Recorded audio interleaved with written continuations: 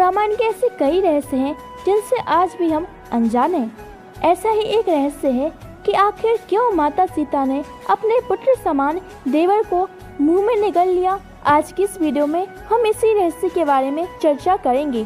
दोस्तों, आप सभी का स्वागत है हमारे YouTube चैनल पर। अगर आप इस चैनल पर नए आए हो, हमारे चैनल को सब्सक्राइब करके एक बार प्रेम से लिखिए जय सिया राम। चलिए दोस्तों, बिना किसी देरी से कथा को शुरू करते हैं। आखिर क्यों माता सीता ने अपने पुत्र समान देवर को मुंह में निगल लिया। दोस्तों, क्या आपने इस रहस्य के बारे में सुना है?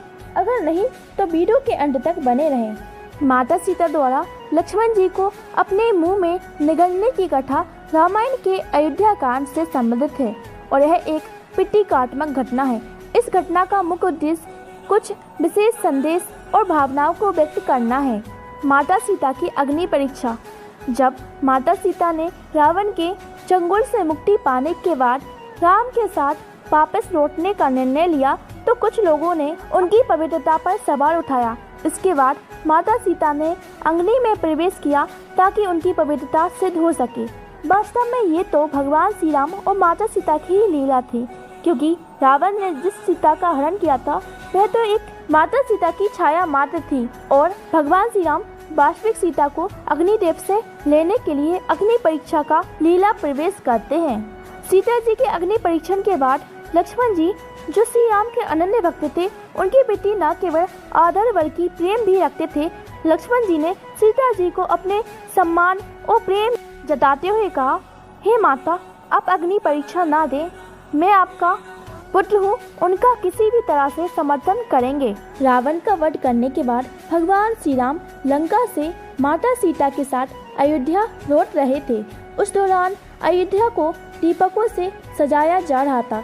दीपावली का दिन था, उत्सव मनाया जा रहा था। उसी वक्त सीता माता को यह याद आया कि वनवास जाने से पूर्व माँ सरयू से वादा किया था कि अगर पुनः अपने पति और देवर के साथ सकुशल अयोध्या वापस आऊंगी तो आपकी विधिवत रूप से पूजा अर्चना करूंगी।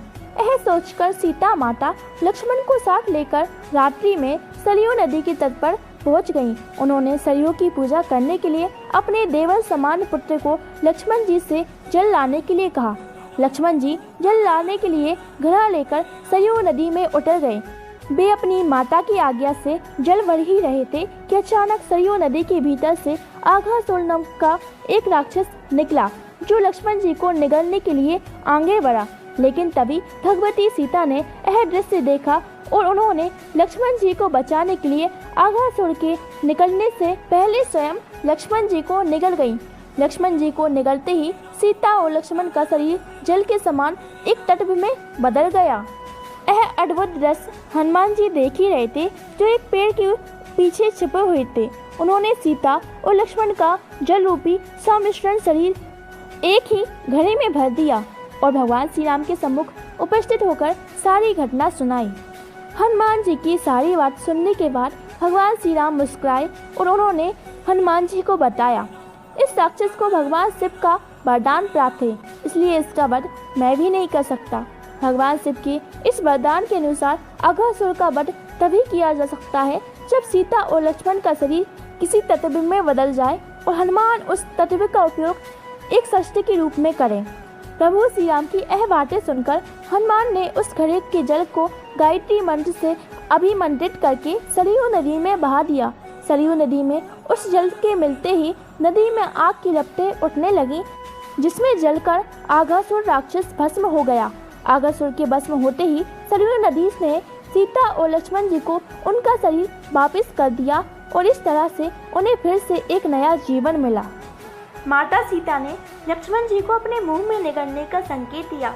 इसका अर्थ यह है कि वे लक्ष्मण जी के प्रति अपनी आगाध श्रद्धा प्यार व्यक्त कर रही थी। यह घटना दर्शाती है कि सीता जी ने अपने पुत्र को हृदय में बसाया, जो प्रेम और स्नेह का प्रतीक है। भगवान हनुमान, जो हमेशा से सीता जी और श्री राम के प्रति समर्पित रहे, इस दृश्य को देखकर आश्चर्यचकित रह गए। उन्होंने देखा कि माता सीता ने लक्ष्मण जी को अपने अंदर समाहित कर लिया, जो एक गूढ़ और दिव्य घटना थी। यह घटना हमें यह दर्शाती है कि माता सीता अपने परिवार के प्रति कितनी समर्पित थी। वे किसी भी प्रकार से अपने प्रियजनों की रक्षा करना चाहती थी। साथ ही यह हनुमान जी की निस्वार्थ भक्ति और उनकी अपार श्रद्धा को भी दर्शाता है। यह कथा वास्तव में प्रेम, समर्पण और बलिदान के गहरे भावनात्मक पहलुओं को उजागर करती है। दोस्तों, आप सभी को ये कथा कैसी लगी हमें कमेंट करके बताएं और ऐसे ही वीडियो देखने के लिए हमारे चैनल को सब्सक्राइब करना न भूलें। राधे राधे।